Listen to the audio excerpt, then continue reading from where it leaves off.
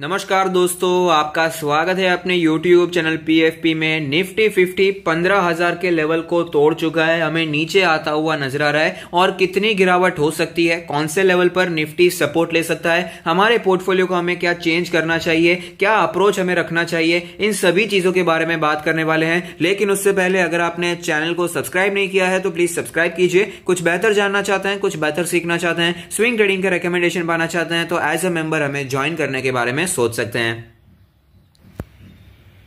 सबसे पहले निफ्टी 50 के पीई रेशियो के बारे में बात करें तो 19 फरवरी 2021 को निफ्टी का पी रेशियो 40.88 है। ये 41 के भी ऊपर निकल चुका था, तो ऑफकोर्स थोड़ा सा करेक्शन देखने को मिला है क्योंकि मार्केट भी नीचे आई है। लेकिन अभी भी निफ्टी का पीई रेशियो हमें 40 के ऊपर ट्रेड करता हुआ नजर आ रहा है। तो अभी भी बहुत ज्यादा फ्रॉथ हमें दिखाई दे रहा है, बहुत ज्यादा ओवर वैल्यूएशन में मार्केट में चलता हुआ नजर आ रहा है। अब अर्निंग्स कैसे आती है, आगे आने वाले क्वार्टर्स की अर्निंग्स क्या सुधर पाती है नहीं, ये बहुत ही ज्यादा इंपॉर्टेंट रहने वाला है। एफआईआई डीआईआई एक्टिविटी के बारे में बात करें तो सेम ट्रेंड कंटिन्यू रहता हुआ नजर आ रहा है। एफआईआई इनफ्लो कर रहे हैं और डीआईआई का आउटफ्लो हमें कंटिन्यू रहता हुआ नजर आता है। हालांकि इस बार सिचुएशन में थोड़ा सा चेंज देखने को मिला है। हमेशा क्या होता है, हमेशा यानी कि जनरली हमें यह देखने को मिला है पिछले कुछ महीनों से कि एफआईआई का इनफ्लो ज्यादा होता है और डीआईआई का आउटफ्लो कम होता है। लेकिन इस हफ्ते एफआईआई का हमें इनफ्लो देखने तो मिला है, लेकिन डीआईआई के आउटफ्लो के कंपेरिजन में कम देखने को मिला है। तो इसके कारण मार्केट में थोड़ी सी वीकनेस भी देखने को मिली है। और कोरोना वायरस की भी न्यूज हमें देखने को मिली थी, महाराष्ट्र में कोरोना वायरस वापस आता हुआ नजर आ रहा है। इसके कारण भी सेंटिमेंटल गिरावट मार्केट में हमें दिखाई दी। कुछ स्टॉक स्पेसिफिक न्यूज के बारे में बात करें जो कि इस हफ्ते में हमें देखने को मिली थी, जो कि बहुत ही इंपॉर्टेंट है। Bharti Airtel gains market share while Reliance Jio remain stagnant. पहले हमें रिलायंस जियो के मार्केट शेयर बढ़ते हुए नजर आ रहे थे, भारतीय एयरटेल में गिरावट दिखाई दे रही थी। लेकिन अब सिचुएशन थोड़ी सी उल्टी होती हुई नजर आ रही है। Bharti Airtel market share gain करता जा रहा है और रिलायंस जियो जो है वो हमें स्टैग्नेंट दिखाई दे रहा है। गिरावट देखने को नहीं मिली है, मार्केट शेयर बहुत ही ड्रास्टिकली कम हो गया, ऐसी सिचुएशन नहीं है। लेकिन जो ग्रोथ थी वो हमें थोड़ी सी थमती हुई नजर आती है। उसका रीजन है कि पंजाब में, हरियाणा में उन्होंने बहुत सारे कस्टमर्स को लूज किया है, क्योंकि फार्मर्स प्रोटेस्ट की वजह से रिलायंस के लिए एक सेंटिमेंटल गिरावट बनती हुई नजर आई है। रिलायंस रिलेटेड जो दूसरी न्यूज आती हुई नजर आती है वो ये है कि Reliance industry finalizing oil to chemicals hive off as talks with Aramco back on track. तो जैसे कि आपको बताइए कि सऊदी अरामको के साथ पार्टनरशिप होने वाली थी, स्टेक सेल होने वाला था, लेकिन वो हमें डिले होता हुआ नजर आया। उसका रीजन है कि कोविड की वजह से क्रूड ऑयल के प्राइसेस बहुत ही नीचे आ गए थे, लेकिन वापस ये बैक ऑन ट्रैक आता हुआ नजर आता है। O2C हमें वापस बैक ऑन ट्रैक आता हुआ नजर आ रहा है और इसी के कारण हाइव ऑफ चल रहा है, यानी कि ऑयल टू केमिकल्स का जो बिजनेस है वो यहां से अलग हो सकता है। यहां से एक हमें डी मर्जर भी देखने को मिल सकता है। ऐसी बातें हमें फाइनलाइज होती हुई नजर आ रही है, तो ये भी एक पॉजिटिव बात होगा। उसका रीजन है कि अगर ये डी मर्जर होता है तो सऊदी अरामको जैसे और भी कंपनीज आती हुई नजर आ सकती है, इन्वेस्ट कर सकती है, जो कि ओवरऑल रिलायंस इंडस्ट्रीज को लॉन्ग टर्म के लिए हेल्प करेगी।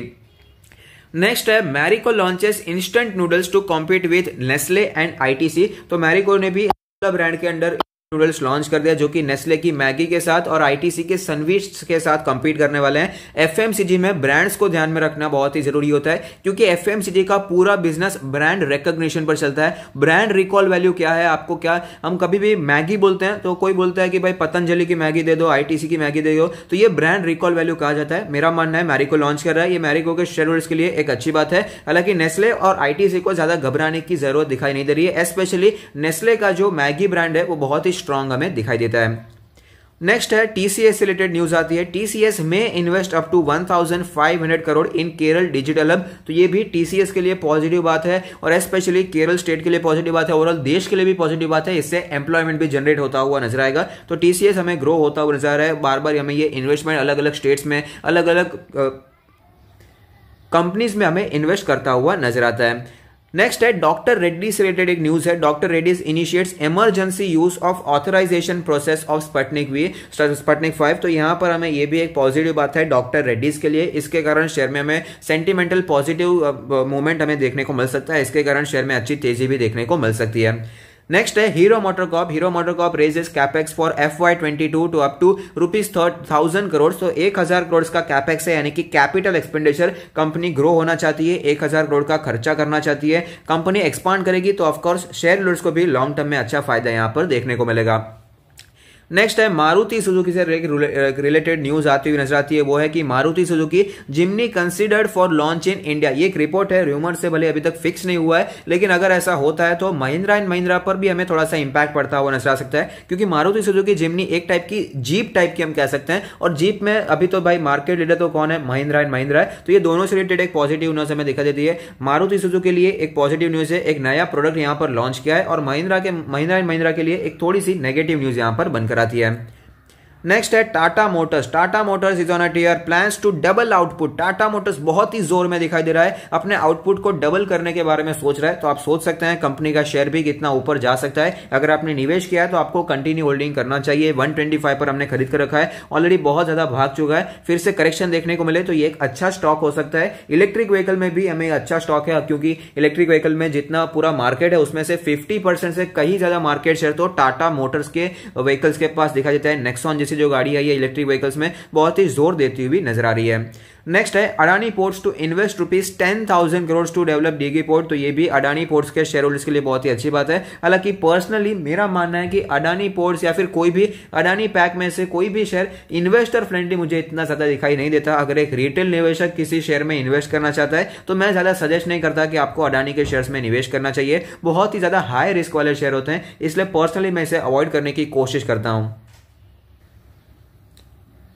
तो यही थी कुछ मेजर न्यूज। अब कमोडिटी प्राइसेस के बारे में बात करते हैं। क्रूड ऑयल में हमें 2% की गिरावट देखने को मिली। नेचुरल गैस भी थोड़ा सा नीचे जाता हुआ नजर आया है। गोल्ड में अच्छी खासी गिरावट देखने को मिली है। अपना पीक बनाने के बाद कंटिन्यूअसली गोल्ड में वीकनेस ही दिखाई दे रही है। कंटिन्यूअसली गोल्ड हमें नीचे जाता हुआ नजर आता है। 46,000 पर अभी गोल्ड ने फिलहाल एक अच्छा सपोर्ट लिया है, सपोर्ट लेने की कोशिश कर रहा है। मेरा मानना है कि अगर आप पोर्टफोलियो को रीबैलेंस कर रहे हैं, अपने पूरे पोर्टफोलियो में इक्विटी से हिस्सा कम करके किसी और एलोकेशन में डालना चाहते हैं, तो ये गोल्ड एक अच्छा चॉइस हो सकता है, क्योंकि अभी ये नीचे आ रहा है। ये जितना नीचे आएगा इसमें वैल्यू और भी बढ़ती जाएगी। अगर आपको बाय चांस 40,000 के नीचे मिल जाता है तो दबाकर यहां पर गोल्ड में इन्वेस्ट करना चाहिए, ऐसी मेरी राय रहेगी। बाकी लास्ट डिसीजन तो हमेशा आपका रहेगा। सिल्वर के बारे में बात करें तो ये भी हमें थोड़ा सा तेज दिखाई दिया है। 68,000 के आसपास ये भी हमें अच्छा सपोर्ट लेता हुआ नजर आता है। करेंसीज के बारे में बात करें तो आप देख पाएंगे यूएस डिनार जैसे हम सबसे ज्यादा फॉलो करते हैं तो 72.65 हो चुका है। तो रुपी हमें वीक होता हुआ नजर आ रहा है। उसका मेन रीजन तो यही है कि अभी एफआईआई का इनफ्लो हमें यहां पर थोड़ा ऊपर नीचे होता हुआ नजर आया था। बजट के पहले बहुत ही गिरावट देखने को मिली, फिर से तेजी देखने को मिली। एफआईआई का इनफ्लो था, ये एक छोटा सा रीजन होता है, इसमें और भी कई रीजन होते हैं, लेकिन ये हम एक छोटा सा रीजन समझकर चल सकते हैं। निफ्टी 50 के चार्ट्स पर हम आ चुके हैं और क्लियरली यहां पर हमें वीकनेस दिखाई दे रही है। 15,500 के आसपास के लेवल से निफ्टी में हमें गिरावट देखने को मिल रही है। पिछले 4 ट्रेडिंग सेशन में निफ्टी नीचे आता हुआ आया है। अपने 20 डेज के मूविंग एवरेज के आसपास निफ्टी ने एक सपोर्ट लेने की कोशिश की और वहां से हमें प्राइस रिजेक्शन भी देखने को मिला है। 14,869 का इसका 20 डेज का मूविंग एवरेज है, और ये मूविंग एवरेज इंपॉर्टेंट इसीलिए क्योंकि कई बार निफ्टी ने इसी लेवल पर सपोर्ट लेने के बाद हमें वापस तेजी कंटिन्यू रहती हुई नजर आई थी। तो ये एक इंपॉर्टेंट लेवल रहेगा। अगर ये लेवल टूटता है तो और भी गिरावट हमें दिखाई दे सकती है।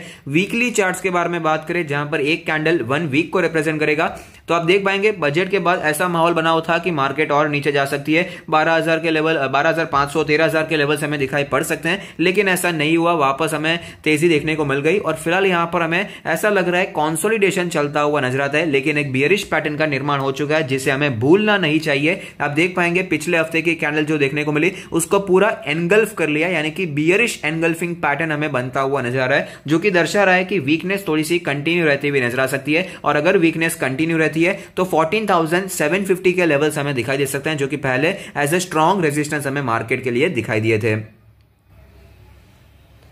तो ऐसी सिचुएशन में हमारा अप्रोच क्या होना चाहिए, ये बहुत ही इंपॉर्टेंट हो जाता है। मेरा मानना है कि अगर आपने लॉन्ग टर्म के लिए स्टॉक्स को लेकर रखा है तो कंटिन्यू होल्डिंग करना चाहिए, ज्यादा घबराने की जरूरत नहीं है। लेकिन अगर आपने कुछ ऐसे स्टॉक्स लेकर रखे हैं जिसका वैल्यूएशन अनरीजनेबली हाई हो चुका है, बहुत से ऐसे स्टॉक्स हैं जो कि बहुत ज्यादा ही जरूरत से ज्यादा भाग चुके हैं, तो वहां पर प्रॉफिट बुकिंग करने में कोई भी बुराई नहीं है। अगर आपने कोई फंडामेंटली वीक शेयर लेकर रखा है जो कि इतना वर्थ नहीं है इतनी ज्यादा ऊपर के प्राइस पर, वहां पर भी निकलने के बारे में सोच सकते हैं। और स्पेशली आपके जो भी ट्रेडिंग बेट्स है, जो भी आपने शॉर्ट टर्म के लिए, स्विंग ट्रेड के लिए, मीडियम टर्म, पोजिशन ट्रेड के लिए, वहां पर टाइमली आपको प्रॉफिट बुकिंग करना चाहिए, ज्यादा लालच में नहीं रहना चाहिए, क्योंकि फिलहाल जो मार्केट का माहौल चल रहा है, कोई भी छोटा सा भी कोई नेगेटिव पॉइंट आता है तो वो हमें अच्छा खासा करेक्शन दे सकता है। तो इसीलिए टाइमली प्रॉफिट बुकिंग करना बहुत ही जरूरी है। अगर आपका विजन शॉर्ट टर्म का है, लॉन्ग टर्म के पोर्टफोलियो को कंटिन्यू होल्डिंग करते जाइए, और नीचे गिरावट आती है तो एक अपॉर्चुनिटी होगी लॉन्ग टर्म के लिए होल्ड करने के लिए, लॉन्ग टर्म के लिए एक्यूमुलेट करने के लिए अच्छे स्टॉक्स को हम बाय करते रहेंगे। और आज भी best stocks to buy now का वीडियो आ जाने वाला है। तो अगर आपको ये वीडियो पसंद आता है तो लाइक कीजिए, शेयर कीजिए, कमेंट कीजिए, सब्सक्राइब कीजिए और मुझे मोटिवेट कीजिए। Thank you. Stay happy, happy investing.